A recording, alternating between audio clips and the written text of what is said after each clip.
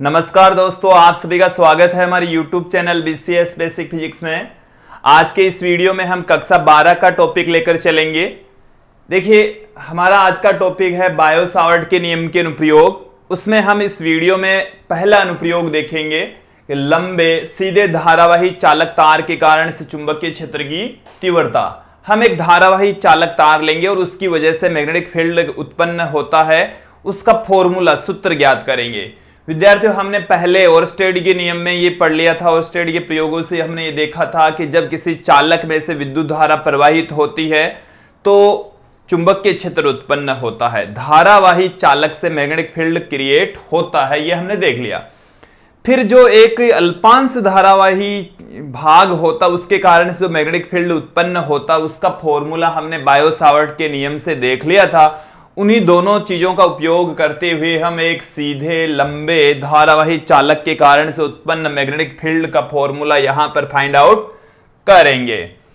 देखिए, ये हमारे पास में एक चालक तार है। इस वायर को हम कंसीडर कर लेते हैं। ये हमारे पास में अक्ष वाई एक धारावाही चालक है। इसमें से कैपिटल आई धारा प्रवाहित हो रही है।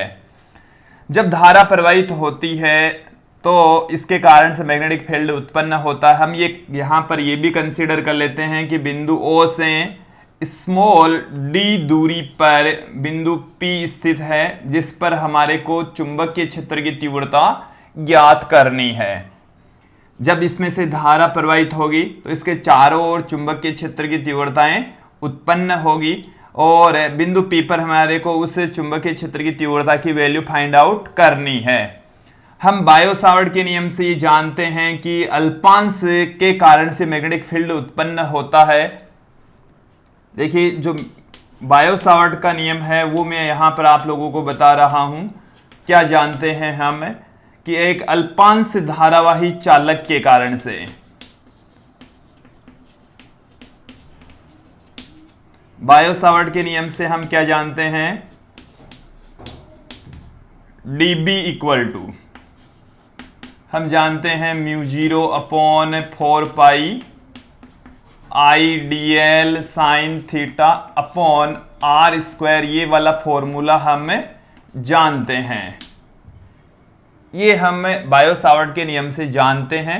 देखिए विद्यार्थी, इसके लिए हमारे को एक अल्पांश लेना पड़ेगा, धारावाही अल्पांश। उसके लिए हमने इसे अक्ष वाई जो वायर है उस पर हमने एक धारावाही अल्पांश ले लिया और यहां पर ये कंसीडर कर लिया कि ये बिंदु O पर स्थित है, O डैश पर स्थित है, जो कि O से स्मॉल l दूरी पर है। O से O डैश की जो दूरी है वो स्मॉल l है। ये जो तार है इसका छोटा सा भाग है, इसकी लंबाई dl है। O डैश से बिंदु P की जो डिस्टेंस है वो है स्मॉल r के इक्वल। स्मॉल r दूरी पर ये बिंदु P स्थित है, ये हमने कंसीडर कर लिया है विद्यार्थियों। यहां से हम बायो सावर्ट के नियम का उपयोग करेंगे। इस अल्पांश की वजह से बिंदु P पर उत्पन्न जो चुंबकीय क्षेत्र की तीव्रता है उसकी वैल्यू फाइंड आउट करेंगे और फिर संपूर्ण वायर के कारण से बिंदु P पर कितना चुंबकीय क्षेत्र उत्पन्न होता है उसकी वैल्यू फाइंड आउट कर लेंगे। संपूर्ण चुंबकीय क्षेत्र ज्ञात करने के लिए हम अल्पांश के कारण से उत्पन्न चुंबकीय क्षेत्र का समाकलन कर देंगे। समाकलन से, इंटीग्रेशन से हमारे पास में कुल चुंबकीय क्षेत्र की तीव्रता आ जाएगी। देखिए, हमारे पास में इक्वेशन नंबर 1 आ चुकी है। अब हमारे को इस फॉर्मूले को d की टर्म्स में कन्वर्ट करना है। स्मॉल d की टर्म्स में इस dB की वैल्यू को हम यहां पर ज्ञात करेंगे। उसके लिए हमें dl साइन थीटा और r को d की टर्म्स में कन्वर्ट करना है। इसके लिए देखिए हम क्या करेंगे, यहां से आप देखेंगे विद्यार्थियों, हमें फाइंड आउट करना है dl साइन थीटा और r की value in terms of small d। तो यहां से सर्वप्रथम हम इस ट्राइंगल को यूज में लेंगे और इसके लिए हम यहां पर ये वाला जो एंगल है वो थीटा कंसीडर कर लेते हैं। ये वाला फॉर्मूला तभी अप्लाई होगा जब अक्ष वाई जो वायर है अल्पांश है वो अभिष्ट बिंदु के साथ में थीटा कोण बना रहा हो। तो यहां वाला जो एंगल है, ये पूरा जो वायर है उस पर एंगल होता है 180 डिग्री, ये थीटा हो गया, तो ये हमारे पास में रह गया 180 माइनस थीटा। अब इस वाले एंगल ट्राइंगल को हम यूज में लेंगे O डैश P। देखिए त्रिभुज ओ ओडेस पी से कोट, कोट का हम यहां पर फॉर्मूला इसलिए ले रहे हैं कि हमारे को इन दोनों के बीच में रिलेशन चाहिए, एल और डी के। तो यहां पर इस यदि ये एंगल है तो इस एंगल के सामने वाली भुजा हमारे पास में लंब हो गई, ये आधार हो गई। तो हमें एल की टर्म्स में चाहिए, चाहे आप यहां पर टेन वाला फॉर्मूला लगा दो चाहे कोट का लगा दो, दोनों में से कोई फर्क नहीं पड़ने वाला। हम अपनी सुविधा के अनुसार टर्म्स कम से कम रहें उसके लिए हमने कोट वाला फॉर्मूला यहां पर यूज में लिया है। तो 180 minus theta, cot 180 minus theta क्या हो जाएगा, यहां पर कोट बराबर होता है आधार बट्टे में लंब। तो यहां से जो आधार है वो तो हो गया एल और लंब हो गए स्मॉल डी। तो एल अपॉन में डी, यहां से ये हमारे पास में आ गया है cot 180 minus theta equal to L upon में स्मॉल डी आ गया है विद्यार्थियों। देखो एक बार इसको फिर से समझ लेंगे कि हमारे पास में ये ट्राइंगल है ओ ओडेस पी, और इसमें हमें फाइंड आउट करना है एल की वैल्यू। एल के लिए हम इस ट्राइंगल के अंदर कोट वाला फॉर्मूला यूज में लेंगे, और कोट 180 माइनस थीटा बराबर हो गया आधार बट्टे में कर्ण, आधार यहां पर एल है और डी यहां पर सॉरी आधार बट्टे में लंब, तो ये आधार है और ये लंब है। तो ये कोट 180 माइनस थीटा होता है minus cot theta, cot 180 minus theta क्या हो जाएगा, ये त्रिकोणमितीय एक फॉर्मूला है। तो ये हमारे पास में जो कोट है वो दूसरे चतुर्थांश में होगा, और दूसरे चतुर्थांश के अंदर जो फलन है वो चेंज नहीं होते, मतलब कोट का तो कोट ही रहता है। पहली बात तो ये है, तो कोट थीटा ही रह गया, और दूसरे जो चतुर्थांश है उसमें जो कोट है वो ऋणात्मक रहेगा। तो cot 180 minus theta equal to minus cot theta, और माइनस कोट थीटा बराबर है एल अपॉन में स्मॉल डी। यहां से एल बराबर हमारे पास में आ गया माइनस डी कोट थीटा, ये हमारे पास में आ गई है इक्वेशन नंबर 2। एल की वैल्यू आ चुकी है विद्यार्थियों, हमें वैल्यू चाहिए डीएल की, और डीएल की वैल्यू चाहिए डी की टर्म्स में। तो यहां से हम इसको डिफरेंशिएट कर देंगे थीटा के रेस्पेक्ट। थीटा के रेस्पेक्ट अवकलन करने पर क्या आ जाएगा आपके पास में, थीटा के सापेक्ष अवकलन करने पर, थीटा के सापेक्ष अवकलन करने पर यहां से थीटा के रेस्पेक्ट जब इसका अवकलन करेंगे तो dl by D theta equal to, ये माइनस का साइन पढ़ाई है, डी पढ़ाई है, कोट थीटा का होता है विद्यार्थी minus cosec square theta, cosec square theta, minus minus plus हो जाएगा। हमारे पास में जो dl की वैल्यू है वो क्या निकल कर आ रही है, देखिए dl बराबर यहां से माइनस माइनस प्लस हो गया, D cosec square theta, D cosec square theta, और मैंने इस डी थीटा को भी इधर मल्टीप्लाई कर दिया है। तो dl equal to D cosec square theta D theta, ये हमारे पास में आ गया है। इसको मैं देता हूं इक्वेशन नंबर 3, समीकरण 3 आ गया है विद्यार्थियों थीटा। अब हम वैल्यू फाइंड आउट करेंगे यहां पर r की, और r की वैल्यू फाइंड आउट करने के लिए भी हम इसी ट्राइंगल को काम में लेंगे। देखिए विद्यार्थियों यहां से कर्ण हमें पता है और आधार हमें पता है, डी की टर्म्स में चाहिए तो कर्ण और लंब पता है। तो कर्ण अनुपात लंब वाला फॉर्मूला हम कोसेक थीटा वाला लगा देंगे। तो पुनः हम क्या ले रहे हैं, दूसरा उसी ट्राइंगल को हम यूज में ले रहे हैं, ओ ओडेस पी से cosec 180 minus theta, cosec 180 minus theta ले लिया है विद्यार्थियों। तो कोसेक 180 माइनस थीटा बराबर आ जाएगा कर्ण बट्टे में लंब, तो कर्ण हो गया हमारे पास में स्मॉल आर, लंब यहां पर हमारे पास में हो गया स्मॉल डी। तो स्मॉल आर बराबर हमारे पास में क्या निकल कर आ रहा है, डी कोसेक 180 माइनस थीटा। अब देखिए यहां से आप देखेंगे कि जो कोसेक 180 माइनस थीटा है, तो 180 के ऊपर जो फलन है वो चेंज नहीं होता, फलन जैसा है वैसा का वैसा ही रहेगा। तो R बराबर हमारे पास में जो वैल्यू है वो रहेगी D कोसेक थीटा। अब फिर आप देखेंगे कि दूसरा जो चतुर्थांश है उसमें जो वैल्यू है हमारे पास में कोसेक की, दूसरे चतुर्थांश के अंदर साइन और कोसेक धनात्मक होते हैं, इसलिए इसकी वैल्यू धनात्मक होगी। तो स्मॉल r बराबर D कोसेक थीटा, ये हमारे पास में आ गई। इसको मैंने दे दिया इक्वेशन नंबर 4। अब देखिए यहां से इक्वेशन नंबर 3 और 4 की वैल्यू हम समीकरण 1 में पुट कर देंगे, कोसेक की टर्म्स में वैल्यू पुट करेंगे, यहां से साइन को एज इट इज रहने देंगे एक बार, फिर देखिए क्या होता है। तो समीकरण 3 और 4 को हम समीकरण 1 में पुट कर देंगे।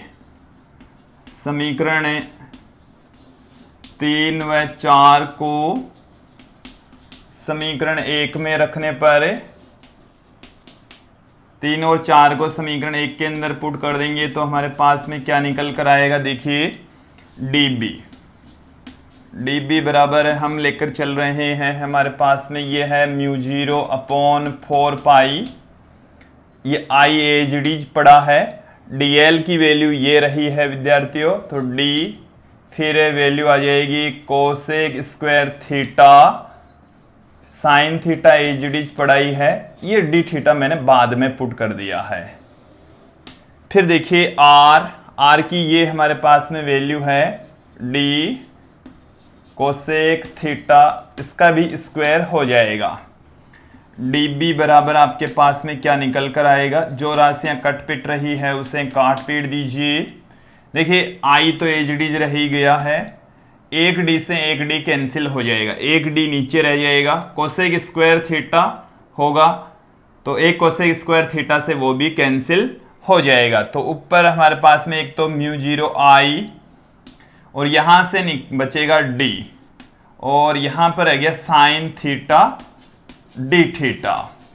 देखिए इसको समझ लेंगे आप, नीचे इसे d कोसेक थीटा का स्क्वायर है तो d स्क्वायर में से एक d ऊपर वाले से कैंसिल हो गया, एक d बच गया, कोसेक स्क्वायर थीटा से ऊपर वाला कोसेक स्क्वायर थीटा कैंसिल हो गया, साइन थीटा d थीटा यहां पर शेष रह गया है। ये हमारे पास में विद्यार्थियों आ गया है इस अल्पांश dl के कारण से बिंदु P पर चुंबकीय क्षेत्र की तीव्रता।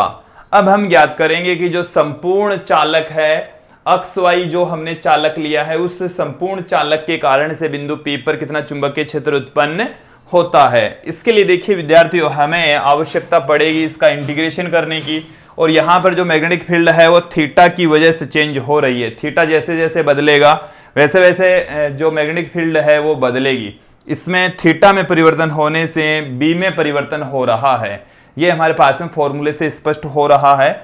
तो हम यहां पर थीटा को फिक्स करने वाले हैं यहां पर कि ये जो बिंदु P है वो अक्ष सिरे से तो एंगल बना रहा है θ1 और y सिरे से जो एंगल बना रहा है उसको हम कंसीडर कर लेते हैं θ2, कि θ1 एंगल से θ2 एंगल तक तार की लंबाई है हमारे पास में। यहां से जो d है उसके साथ में जो एंगल है, इस एंगल को हम कंसीडर कर लेते हैं φ1 और इस वाले एंगल को हम कंसीडर कर लेते हैं अपनी सुविधा के अनुसार φ2। विद्यार्थियों हम जो मैग्नेटिक फील्ड निकालेंगे वो φ1 और φ2 की टर्म्स में निकालेंगे, बट फिलहाल जो इंटीग्रेशन करेंगे कि जो वायर है वो θ1 से लेकर θ2 तक फैला है। θ1 एंगल से इस बिंदु P से कितना एंगल बना रखा है वायर ने, θ1, और अंत में जो एंगल बना हुआ है वो है θ2। तो θ1 से θ2 तक इसको हम इंटीग्रेट कर देंगे तो हमारे पास में संपूर्ण वायर के कारण से जो मैग्नेटिक फील्ड है वो आ जाएगा। तो हम समीकरण 5 को इंटीग्रेट करके बिंदु P पर कुल चुंबकीय क्षेत्र की तीव्रता फाइंड आउट करेंगे। सर्वप्रथम देखिए बिंदु P पर संपूर्ण धारावाही चालक के कारण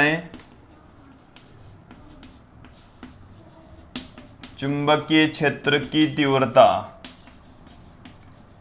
पूरा हमने चालक ले लिया है, उस चालक की वजह से बिंदु P पर चुंबकीय क्षेत्र की तीव्रता यहां पर देखेंगे दोस्तों। इसके लिए देखिए हम समीकरण 5 को इंटीग्रेट कर देंगे समीकरण 5 का θ1 से लेकर θ2 तक समाकलन करने पर, इंटीग्रेट कर देंगे, समाकलित कर देंगे, तो देखिए क्या प्राप्त होने वाला है आप लोगों को।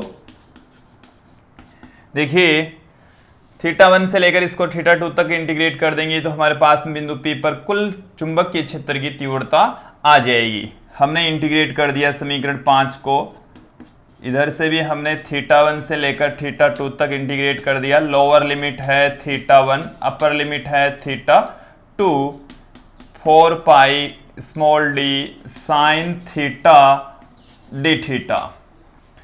देखिए dB का जो इंटीग्रेशन है वो हो गया है b, यहां से जो कांस्टेंट है उनको हम इंटीग्रेशन से बाहर ले लेंगे।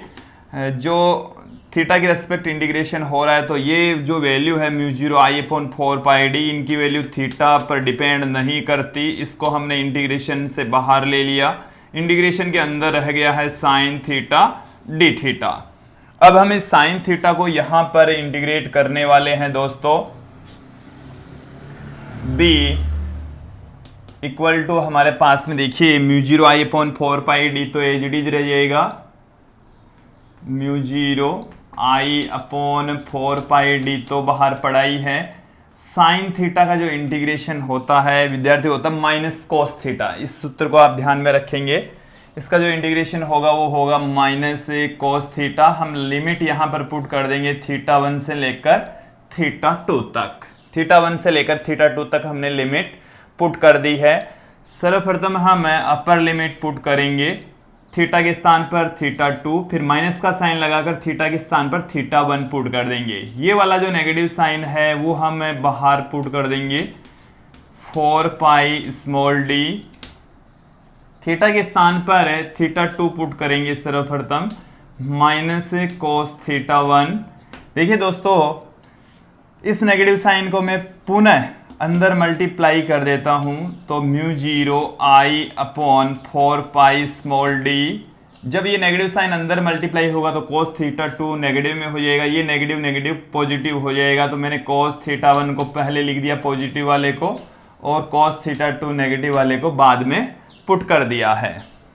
अब आप देखेंगे कि हमने जो θ1 और θ2 एंगल लिए हैं वो वायर पे लिए हैं, कि जो बिंदु P है और अभिष्ट जो वायर है उसके साथ में जो एंगल बन रहा है वो है θ1 और θ2। अब यहां पर हम एंगल लेंगे कि जो d दूरी है उसके साथ में जो एंगल बन रहा है वायर का वो यहां पर बन रहा है φ1 और ऊपर की ओर बन रहा है φ2। हम इस φ1 और φ2 की टर्म्स में इस फॉर्मूले को, मैग्नेटिक फील्ड के फॉर्मूले को फाइंड आउट करेंगे। तो आप देखेंगे इसी चित्र से मैं इस θ1 को कन्वर्ट करूंगा। ये हमारे पास में एक ट्राइंगल है और इस ट्राइंगल की सहायता से आप देख सकते हैं कि ये वाला जो एंगल है वो है 90 डिग्री। ये एंगल यदि 90 डिग्री है, ये θ1 है, ये φ1 है, तो θ1 प्लस φ1 ये दोनों जो वैल्यू है वो हो जाएगी 90 डिग्री। तो θ1 प्लस φ1 इक्वल टू हो गया 90 डिग्री। यहां से हम θ1 की वैल्यू फाइंड आउट कर लेंगे। ये आ गई हमारे पास में 90 माइनस φ1, इसको हम दे देंगे इक्वेशन नंबर 6, इसे हम दे देंगे इक्वेशन नंबर 7। अब हमें वैल्यू चाहिए विद्यार्थियों इस φ2 की θ2 की टर्म्स में। तो यहां पर आप देखेंगे कि इस ट्राइंगल के अंदर ये वाला जो एंगल है वो है बहिष्कोण और θ2 के इक्वल है। ये वाला बिंदु y है, तो यहां से जो बहिष्कोण का मान होता है वो शेष दो अंतः कोणों के योग के बराबर होता है। आप चाहे कोई सा ही फॉर्मूला लगा दीजिए, इसके अंदर वाला ये वाला जो एंगल है वो 180 माइनस θ2 करके भी फाइंड आउट कर लो, या जो किसी भी त्रिभुज का जो बहिष्कोण होता है वो शेष दो अंतः कोणों के योग के बराबर होता है। तो θ2 की जो वैल्यू है वो 90 प्लस φ2 के इक्वल होगी। तो चित्र से ये हम बता रहे हैं θ2 की जो वैल्यू होगी वो 90 प्लस में φ2 के इक्वल होगी। इसको मैं देता हूं इक्वेशन नंबर 8। समीकरण 7 और 8 को हम समीकरण 6 में पुट कर देंगे। तो समीकरण 7 व 8 को समीकरण 6 में रखने पर रखने पर 6 में जब इसको पुट कर देंगे तो हमारे पास में क्या निकल कर आएगा, b equal to mu zero I upon 4 pi small D. देखिए दोस्तों, कॉस थीटा 1 की जो वैल्यू है वो है 90 माइनस फाई 1, माइनस का साइन ये पड़ा ही है। थीटा 2 की जो वैल्यू है वो है 90 प्लस फाई 2। अब देखिए विद्यार्थियों, ये जो फॉर्मूला वो कैसे कन्वर्ट हो रहा है, किस में कन्वर्ट हो रहा है। b इक्वल टू निकल कर आ रहा है mu zero I upon 4 pi small D. अब आप देखेंगे cos 90 माइनस थीटा या 90 माइनस फाई 1 ये पहले चतुर्थांश में है। और विद्यार्थियों, पहले चतुर्थांश के अंदर देखो, पहले तो जो फलन है हमारे पास में वो है cos का हो जाता है साइन। 90 पर और 270 पर जो त्रिकोणमितीय फलन है वो चेंज हो जाएंगे, तो cos का तो हो जाएगा साइन। अब 90 माइनस फाई 1 तो ये पहले चतुर्थांश में है, और पहले चतुर्थांश में सभी त्रिकोणमितीय फलन धनात्मक होते हैं, तो यहां पर साइन फाई 1 आ जाएगा। फिर देखिए विद्यार्थी, ये माइनस का साइन एज इट इज पड़ा है, cos 90 प्लस फाई 2, 90 के एंगल पर जो फलन है वो चेंज हो जाएगा, cos का यहां पर हो जाएगा साइन, और यहां पर 90 plus phi 2, 90 plus phi 2 it means जो फलन है वो दूसरे चतुर्थांश में चला जाएगा, और दूसरे चतुर्थांश के अंदर जो cos है वो नेगेटिव होता है, तो इसका जो फलन है वो नेगेटिव होगा, तो यहां पर ये नेगेटिव नेगेटिव पॉजिटिव हो जाएगा, साइन फाई 2 आ जाएगा। ये हमारे पास में विद्यार्थियों आ गया है किसी सीधे धारावाही चालक तार के कारण से उत्पन्न चुंबकीय क्षेत्र की तीव्रता का सूत्र। और ये वाला जो फॉर्मूला है वो देखिए क्या है कि हमारे पास में एक धारावाही चालक है जिसमें से I धारा बह रही है, और उस चालक के बिंदु किसी बिंदु से स्मॉल d दूरी पर बिंदु P स्थित है, स्मॉल d दूरी पर बिंदु P स्थित है, और जो वायर है वो अभिष्ट बिंदु से जो एंगल है, जो यहां से हमारे पास में जो अभिष्ट दूरी है उसके साथ में एंगल बना हुआ है फाई 1 से फाई 2, अभिष्ट बिंदु के द्वारा जो एंगल बन रहा है वायर के ऊपर वो बन रहा है फाई 1 और फाई 2। तो हमारे पास में फॉर्मूला आ जाएगा चुंबकीय क्षेत्र की तीव्रता का, b equal to mu zero I upon 4 pi D sine phi 1 plus sine phi 2। अब हम इसमें कुछ कंडीशंस पुट करेंगे, एक एक करके हम इन 3-4 कंडीशंस यहां पर देखने वाले हैं। पहली जो हमारे पास में कंडीशन है, स्थिति फर्स्ट लेकर चल रहे हैं हम।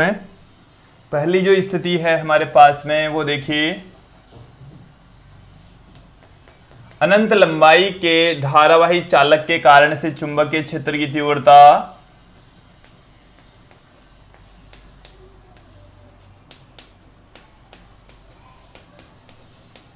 अनंत लंबाई के सीधे धारावाही चालक तार के कारण चुंबकीय क्षेत्र की तीव्रता, हमारे पास में वायर है, सीधा है, अनंत लंबाई है, ये हमारे पास में वायर आ गया है विद्यार्थियों, और इधर से इसकी जो लंबाई है वो अनंत है, इधर से भी इसकी जो लंबाई है वो अनंत है, और यहां पर हमारे पास में ये बिंदु O है, इससे स्मॉल d दूरी पर ये बिंदु P स्थित है। यदि परिमित लंबाई के लिए हमने अभी फॉर्मूला फाइंड आउट किया परिमित लंबाई के, ये तो हमारे पास में कंडीशन आ गई, पर हम जानते हैं अभी हमने फाइंड आउट किया है परिमित लंबाई के तार के कारण चुंबकीय क्षेत्र की तीव्रता। परिमित लंबाई का यदि तार है तो उसके कारण से चुंबकीय क्षेत्र की जो तीव्रता है उसका फॉर्मूला अभी हमने देखा है, b इक्वल टू हमारे पास में फॉर्मूला होता है mu zero I upon 4 pi small d sine phi 1 plus sine phi 2, ये हमारे पास में फॉर्मूला होता है। यदि ये वायर अनंत लंबाई का है तो अनंत लंबाई वाला जो वायर है विद्यार्थी इस तरीके से अनंत लंबाई तक है, तो यहां पर जो एंगल बनेगा वो 90 डिग्री का मान सकते हैं। यहां पर जो एंगल बनेगा, ये वाला जो बिंदु है वो लगभग यहीं पर आ जाएगा, इतनी दूरी है कि यहां से जब हम जो रेखा खींचेंगे अनंत पर जाकर मिलेगी, तो इसको और इसको हम समांतर मान सकते हैं। ये वाला जो एंगल है वो थीटा 1 जो फाई 1 है वो भी 90 डिग्री हो जाएगा, और फाई 2 है वो भी 90 डिग्री। तो इस वायर के लिए यहां पर विद्यार्थियों जो कंडीशंस आएगी वो φ1 बराबर आ जाएगी 90 डिग्री और φ2 बराबर भी 90 डिग्री, क्योंकि अनंत लंबाई का ये वायर है। तो देखिए यहां से आपके पास में क्या आ जाएगा, फॉर्मूला क्या सूत्र आ जाएगा, B इक्वल टू हमारे पास में आ गया है mu 0 I upon 4 pi small d sine 90 degree plus sine 90 degree. Sine 90 degree की जो वैल्यू होती है वो 1 होती है, तो यहां पर ये 1 प्लस 1 2 हो जाएगा, 2 से ये वाला जो 4 है वो कट जाएगा, तो म्यू 0 I अपॉन हमारे पास में 2 पाई d रह जाएगा। तो अनंत लंबाई के धारावाही चालक तार के कारण से जो उत्पन्न मैग्नेटिक फील्ड है उसका फॉर्मूला हमारे पास में आ चुका है, B equal to mu 0 I upon 2 pi d। यहां तक किसी विद्यार्थी को दिक्कत नहीं होनी चाहिए। दूसरी जो कंडीशन है वो क्या है, स्थिति सेकंड देखिए, अनंत लंबाई के तार के एक सिरे पर, अनंत लंबाई का ही हम वायर ले रहे हैं और उसके एक सिरे पर जो चुंबकीय क्षेत्र की तीव्रता है वो कितनी होगी। अब की बार वाली कंडीशन भी समझ लीजिए, अनंत लंबाई के तार के एक सिरे पर चुंबकीय क्षेत्र की तीव्रता। देखिए इस कंडीशन को आप समझेंगे क्या कहना चाह रहा है। हमारे पास में तार की लंबाई तो अनंत है, ये यहां से अनंत लंबा है, बट उसके एक सिरे से हम स्मॉल d दूरी पर ये बिंदु P लेकर चल रहे हैं। तो इस बिंदु P पर हमारे को चुंबकीय क्षेत्र की तीव्रता फाइंड आउट करनी है। हमारे पास में जो फॉर्मूला है वो ये वाला है, B equal to mu 0 I upon 4 pi d sine φ1 plus sine φ2, ये फॉर्मूला है। यहां पर इस वाली स्थिति के अंदर जो φ1 है वो देखिए विद्यार्थी, φ1 यहां से लेकर यहां तक का एंगल होता है, तो ये वाली स्थिति तो यहां से घूमकर यहां आ गई, तो φ1 बराबर तो आ गया है 0 डिग्री।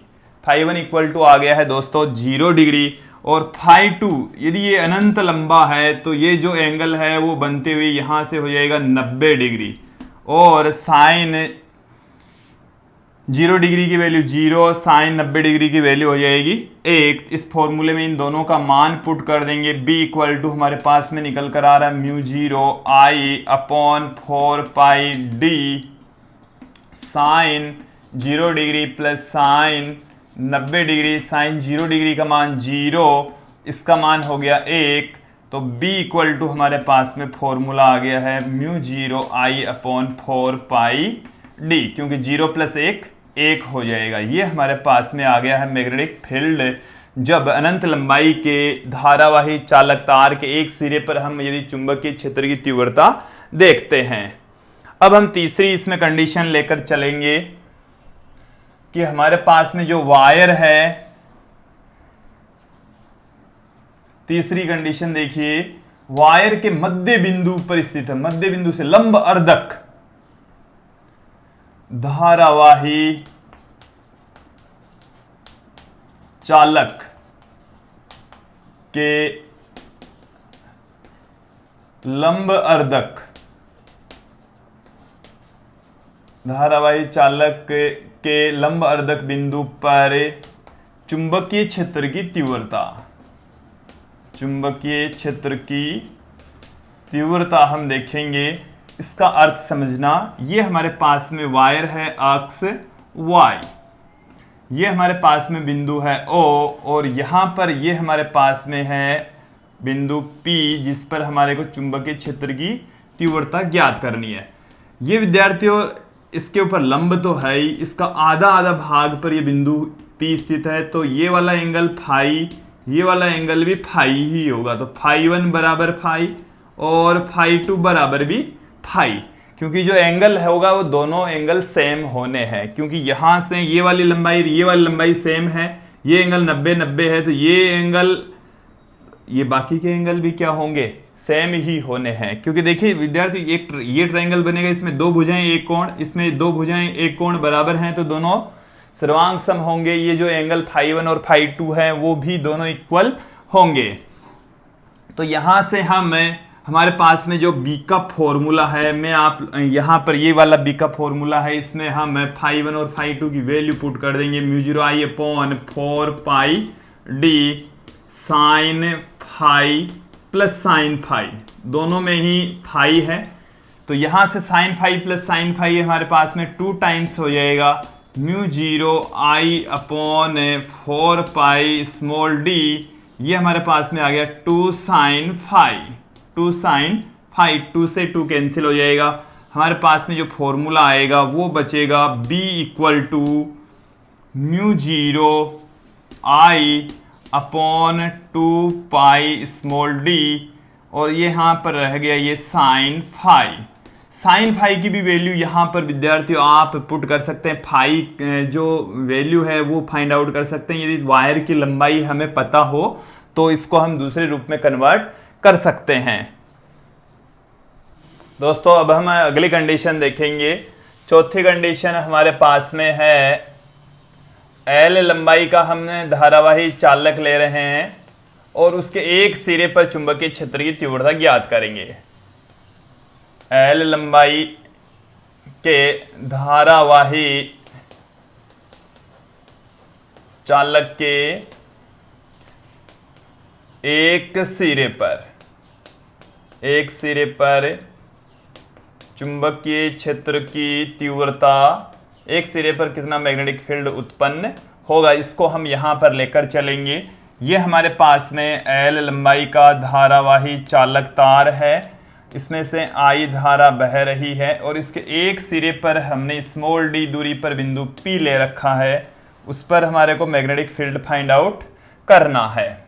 ये एंगल 90 डिग्री है। यहां से ये जो दूरी है वो दूरी हो जाएगी L square plus d square का रूट।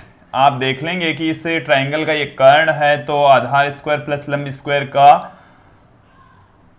रूट इसके कर्ण के तुल्य हो जाएगा। हम जानते हैं हमारे पास में किसी धारावाही चालक के कारण से जो चुंबकीय क्षेत्र की तीव्रता है,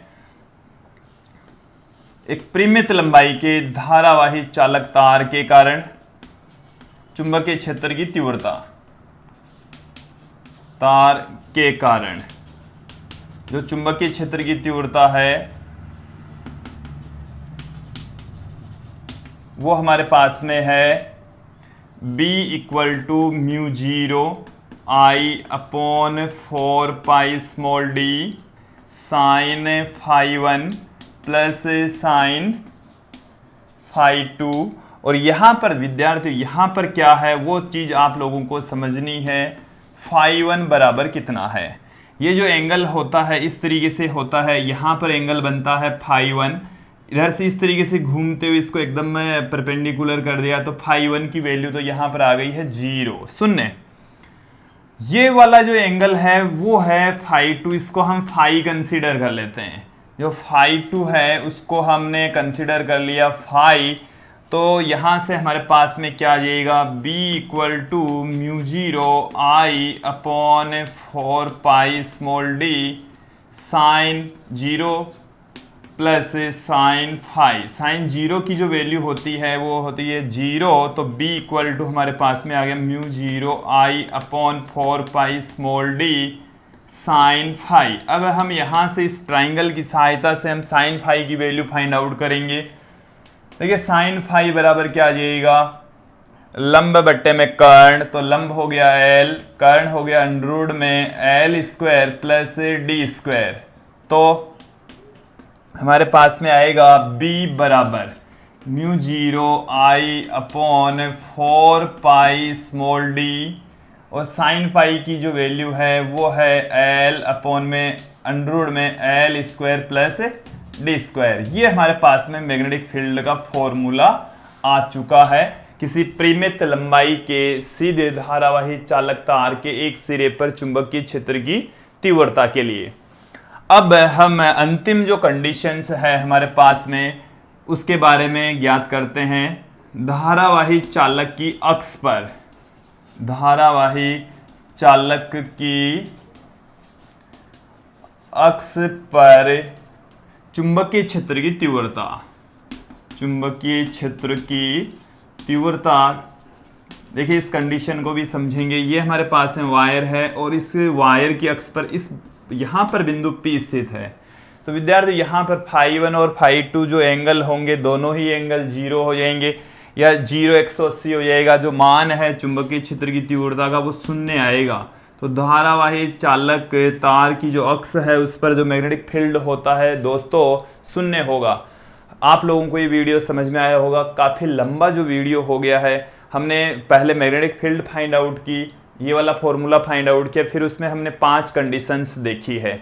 धन्यवाद विद्यार्थियों।